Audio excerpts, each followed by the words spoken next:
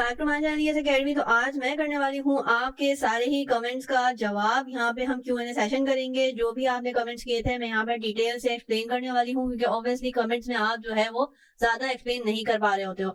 तो जिन जिन बच्चों ने मुझे कमेंट्स किए थे मैं सबके ही कोशिश करूंगी यहाँ पे आंसर करूँ। तो चलिए वीडियो को शुरू करते हैं। पहला कमेंट ये आया हुआ है कि मेरे पास एडमिशन स्लिप नहीं है। तो फर्स्ट ऑफ ऑल कि आप अपने कॉलेज से कंसर्न करें। फॉर एग्जांपल जैसे अगर कैंट कॉलेज है तो कैंट कॉलेज ने जो भी एडमिशन डेट अपने स्लिप पे लिख के दी होगी स्टूडेंट्स को, तो सारे कैंट के बच्चे एडमिशन डेट सेम होती है उनकी। हर कॉलेज की एडमिशन डेट सेम होती है। अगर कैंट कॉलेज की बात करें तो फॉर एग्जाम्पल उनकी 15th होगी। किसी की अगर फॉर एग्जाम्पल कोई और आदम जी कॉलेज है तो उनकी जो है सारे स्टूडेंट्स की एडमिशन डेट सेम होगी। तो ओवरऑल कॉलेजेस की डेट जो है वो हर बच्चा सेम डालता है। तो आप अपने कॉलेज से राब्ता करें और उनको बताएं कि मेरे पास एडमिशन स्लिप नहीं है, क्योंकि बहुत सारे colleges at the time of admission नहीं देते हैं स्लिप। लेकिन जैसे ही अब क्योंकि ये रिक्वायर है कि आपने डेट भी लिखनी है और आगे आपसे एडमिशन स्लिप की पिक्चर भी मांगी हुई है और आपने उसको जो है वो फिजिकल भी उसको फोटोकॉपी करा के सबमिट कराना है, तो आप अपने कॉलेज से पता करें। वो डेफिनेटली आपको कोई ना कोई स्लिप इशू करेंगे, कोई ना कोई डॉक्यूमेंट आपको देंगे जो आपने वहाँ पे सबमिट कराना होगा और उस पर जो डेट लिखी हुई होगी वो आपने यहाँ पे फिल करनी है। तो ये मोस्ट रिक्वायर्ड डॉक्यूमेंट है इस फॉर्म के लिए।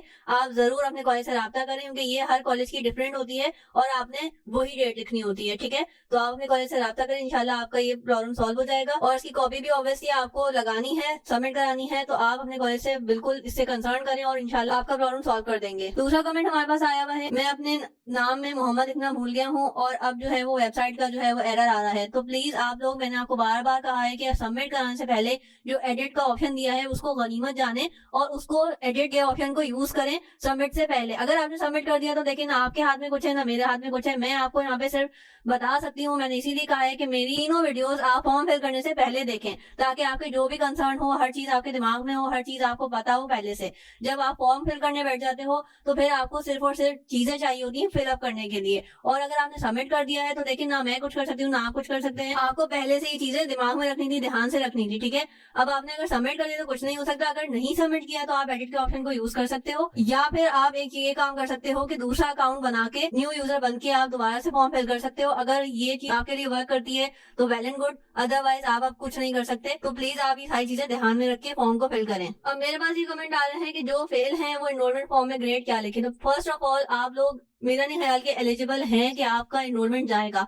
गवर्नमेंट कॉलेजेस के लिए तो बिल्कुल आप, मुझे नहीं लगता कि गवर्नमेंट कॉलेजेस जो है वो फेल या सप्ली वालों का एनरोलमेंट ले रहे हैं फर्स्ट ईयर के लिए। ठीक है, दूसरी बात यह है कि अगर आप प्राइवेट कॉलेज के स्टूडेंट हो तो हो सकता है कि प्राइवेट वाले जो है वो फेलियर्स या सप्ली का एनरोलमेंट दे रहे हो। तो आप अपने कॉलेज से पता करें कि वो खुद से बताएंगे। अगर वो प्राइवेट कॉलेज है और एनरोलमेंट दे रहा है तो वो खुद से ही बताएगा कि आपने पासिंग ईयर क्या लिखना है और ग्रेड क्या लिखना है। वो आपका जो मसला है वो खुद सॉल्व करेंगे। प्राइवेट कॉलेजेस की बात कर रही हूँ, गवर्नमेंट में तो आप एलिजिबल नहीं हो, आप नहीं अपना एनरोलमेंट फिल कर सकते जब तक आप उसको पास ना कर लो, क्योंकि उसमें 2-3 चीजें पूछी हुई हैं जो कि बहुत ज्यादा लाजमी है। फर्स्ट ऑफ ऑल आपसे पूछा जाएगा कि आपका पासिंग ईयर क्या है। जब तक आपने पास ही नहीं किया तो आप पासिंग ईयर भी नहीं लिख सकते, ना उसमें आप ग्रेड फिल कर सकते हो। और आगे जाके उन्होंने पूछा है कि आपने मैट्रिक में मार्क्स कितने लिए, तो आप ये सारी चीजें भी नहीं फिल कर पाओगे। तो मेरा नहीं ख्याल कि आप जो है वो एनरोल फॉर्म के लिए एलिजिबल हो। ठीक है, बाकी प्राइवेट वाली बात मैंने आपको बता दी है, अपने कॉलेज से जरूर पता करें ताकि आपका मामला अच्छे से सॉल्व हो जाए। अब आ रहा है एक और क्वेश्चन कि हमारे पास जो है जब भी हम वेबसाइट खोल रहे हैं तो कोई ना कोई एरर आ रहा है। तो मैंने इसमें 2 चीजें आपको फॉर्म वाली वीडियोस में बहुत अच्छे से एक्सप्लेन की थी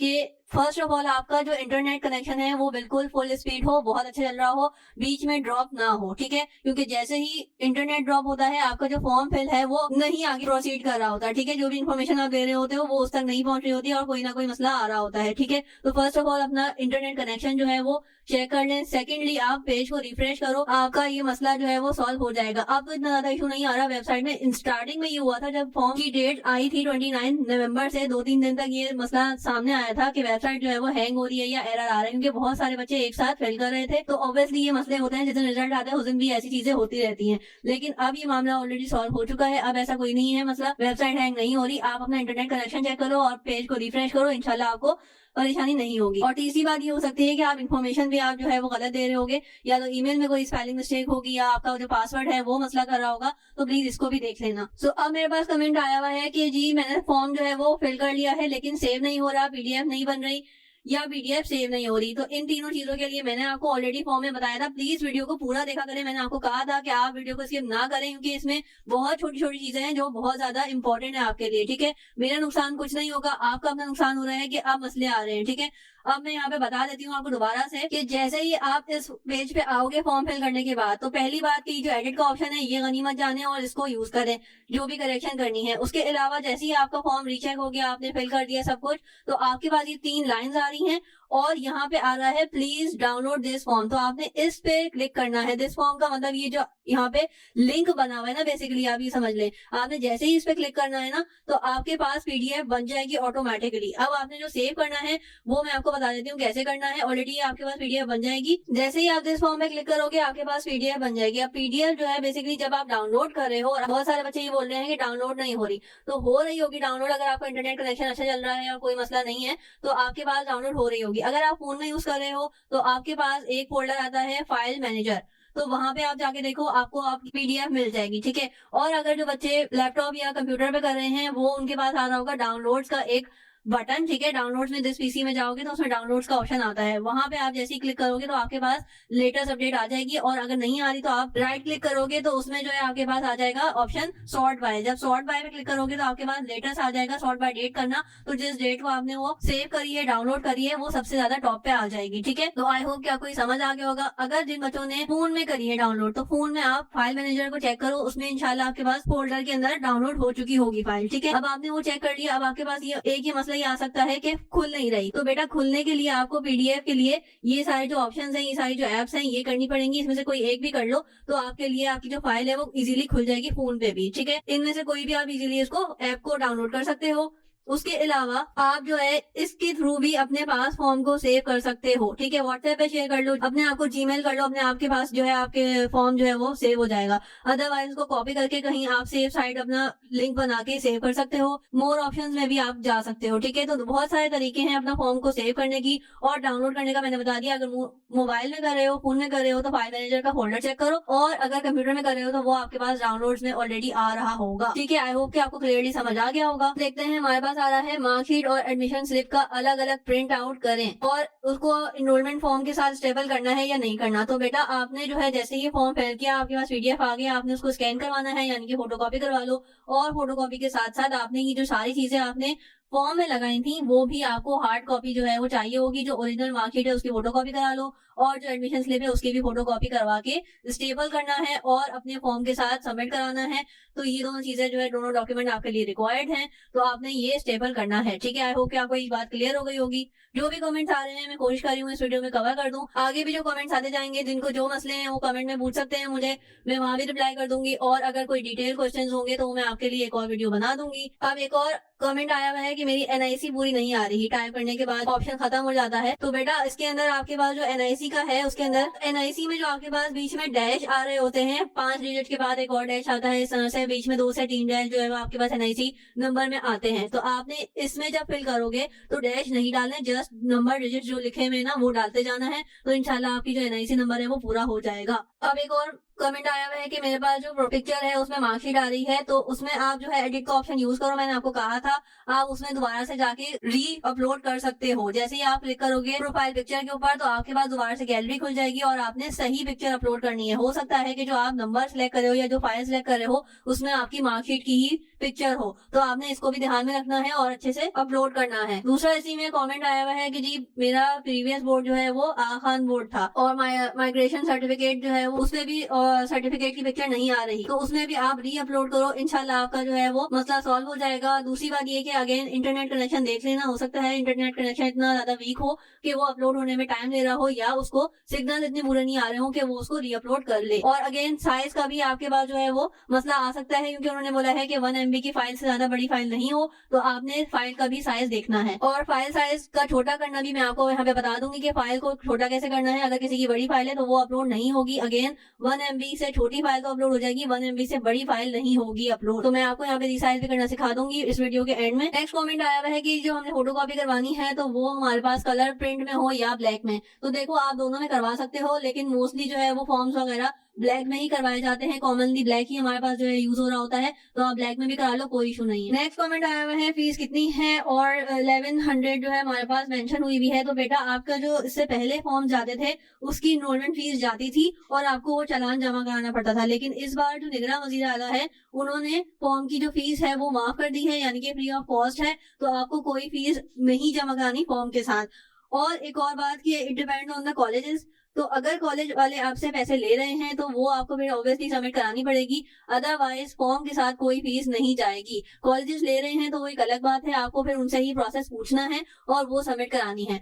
ऑफिशियली गवर्नमेंट की तरफ से कोई फीस नहीं जाएगी, ठीक है। एडमिशन की डेट डालनी है या फिर जो स्लिप की डेट है वो, तो एडमिशन डेट हमारे पास एडमिशन स्लिप के ऊपर एडमिशन डेट लिखी हुई होगी, वो डालनी है, ठीक है। स्लिप के ऊपर जो एग्जैक्ट डेट है वो डालनी है। आप एक दफा कॉलेज से भी कंफर्म कर लेना कि कौन सी डेट डालनी है। वैसे तो आपके पास जो स्लिप पे लिखी हुई होगी एडमिशन डेट वो ही डालनी होगी, पेन से यूजुअली लिखी हुई होगी क्योंकि वो हाथ से ही स्लिप बन रही होती है, ठीक है। एक और कमेंट आया हुआ है कि कंप्यूटर साइंस यहाँ पे ऑप्शन नहीं आ रहा, तो हम क्या सिलेक्ट करें। तो बेटा पहले तो ये कंफ्यूजन हो रही थी कि आपने क्या सिलेक्ट करना है क्योंकि कंप्यूटर साइंस वहाँ पे ऑप्शन नहीं था। अब यहाँ पे कंफर्मेशन हो चुकी है कि कंप्यूटर साइंस वाले जर्नल साइंस के ऑप्शन को सिलेक्ट करेंगे और वही आप सबमिट कराएंगे। उसके अलावा आप अगेन अपने कॉलेज से भी कंसल्ट कर सकते हो या दोस्तों से जो सेम कॉलेज के हों उनसे कंसल्ट कर लेना कि कंप्यूटर साइंस वाले जर्नल साइंस ही सिलेक्ट करवा रहे हैं, ठीक है। यूजुअली यही होता है, कंप्यूटर साइंस नहीं लिखा जाता, जर्नल साइंस ही लिखा जाता है, तो आपने उसी को सिलेक्ट करना है। एक और कमेंट आया हुआ है कि मैम जिनकी मैट्रिक में सप्ली आई है, देखिए मैंने अगेन ये बात मैं ऑलरेडी बता भी चुकी हूँ कि अगर आप गवर्नमेंट कॉलेज के स्टूडेंट हो तो आपका मेरा नहीं ख्याल कि आप एलिजिबल हो, आपका इनरोलमेंट फॉर्म फर्स्ट ईयर का नहीं जाएगा जब तक आप मैट्रिक के पेपर्स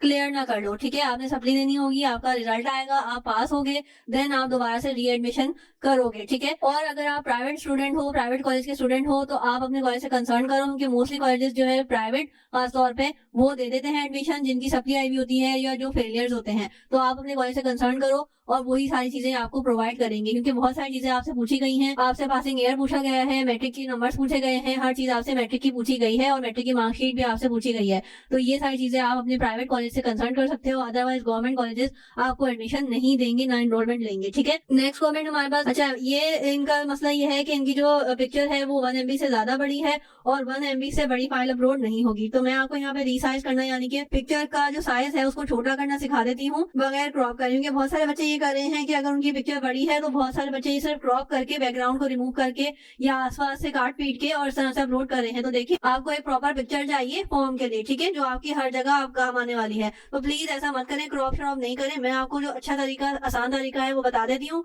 वीडियो को देख लें, आपका मसला हल हो जाएगा। यहाँ पे आपने जाना है गूगल पे और लिखना है इमेज रीसाइजर, ठीक है। ये आपके पास पहला ऑप्शन आ गया और ये वाला जो लिंक है अगेन ये है image resizer, easily resize image online for free. तो आपने इस पे चले जाना है, ये आपका फटाफट से खुल जाएगा। यहाँ से आपने इमेज सिलेक्ट करनी है, सिलेक्ट इमेज में जाओगे और यहाँ पे जो आपकी पिक्चर है वो अपलोड करनी है। जैसे ही आप यहाँ पे अपलोड करोगे ये इस तरह से खुल जाएगी और उसके बाद आपने जाना है यहाँ पे टारगेट फाइल साइज, यानी कि आपसे पूछेगा कितना आपने फाइल साइज करना है। तो यहाँ पे मैं कर रही हूँ 800 KB, ठीक है। 800 KB का मतलब ये है कि आपका जो इमेज साइज है वो 0.8 MB का बन जाएगा, यानी कि 1 MB से भी छोटी फाइल बना रही हूँ। उसकी वजह यह है कि मार्जिन रखना है, ठीक है। जरूरी नहीं है कि 1 MB की ही हो, आप उससे छोटी भी फाइल अपलोड कर सकते हो, इजीली अपलोड हो जाएगी और फटाफट से हो जाएगी। तो 800 KB हमने इसको टारगेट दे दिया। अभी हमारी जो ये फाइल जो थी वो 2 MB की थी, ठीक है, यानी कि 2000 किलोबाइट की थी। अब मैंने इसको कर दिया 800 किलोबाइट और ये हो जाएगी 0.8 MB की, ठीक है। इससे कम नहीं करिए क्योंकि आपकी जो पिक्चर क्वालिटी है वो बिल्कुल खराब कर देगा और पिक्चर जो है वो फॉर्म में भी सही नहीं लगेगी, ठीक है। 800 से कम नहीं करेगा, आप 900 भी कर सकते हो। मैंने यहाँ पे 800 कर दी है और इसको करेंगे आप रीसाइज, तो फटाफट से ही कर देगा, बहुत ही इजीली। ये प्रोसेस हो रहा है, प्रोसेस होने में थोड़ा सा टाइम लगेगा। यहाँ पे हमारे पास आप देख सकते हो साइज का, इमेज का जो साइज था वो क्या था ओरिजिनल, और अब ये डाउनलोड हो चुकी है। तो यहाँ पे आप जैसे ही क्लिक करोगे आपके पास फटाफट से डाउनलोड हो जाएगी। यहाँ पे आप इस लिंक पे क्लिक करोगे फटाफट से तो खुल जाएगा। ये हमारे पास डाउनलोड हो चुकी है जैसे ही मैंने इस पे क्लिक किया, और यहाँ पे आप इसकी प्रॉपर्टीज भी देख सकते हो। ये आपके पास डाउनलोड हो चुकी है। ओरिजिनल फाइल कितने की थी, तो ये ओरिजिनल फाइल जो थी बेसिकली ये आपके पास 2000 KB यानी कि 2 MB की फाइल थी। और आपके पास जो नीचे वाली इमेज आप देख सकते हैं कि मैंने 800 का टारगेट दिया था उसको, तो उसने मुझे 700 KB यानी कि 0.8 के करीब फाइल बना दी है। 1 MB से छोटी फाइल है ये, आप इजीली इसको अपलोड कर सकते हो, आपका मामला जो है वो सॉल्व हो जाएगा। तो ये थे हमारे आज के कमेंट्स। मैंने आपको इमेज रिसाइज करना भी बता दिया और आपके जो भी मसले थे कमेंट मेरे पास जितने भी आए थे मैंने कोशिश करा है कि सबके कमेंट्स का जवाब दूं, डिटेल से समझा दिया है। बाकी ऑलरेडी जो मैं अपलोड कर चुकी हूँ वीडियोस, प्लीज फॉर्म फिल करने से पहले वो वीडियो जरूर देख लें। इंशाल्लाह आपको कोई मसला नहीं होगा जब आप फॉर्म फिल करोगे, सबमिट कराओगे। तो दुआओं में याद रखना। Please like my videos, share my videos and subscribe my channel. Till then,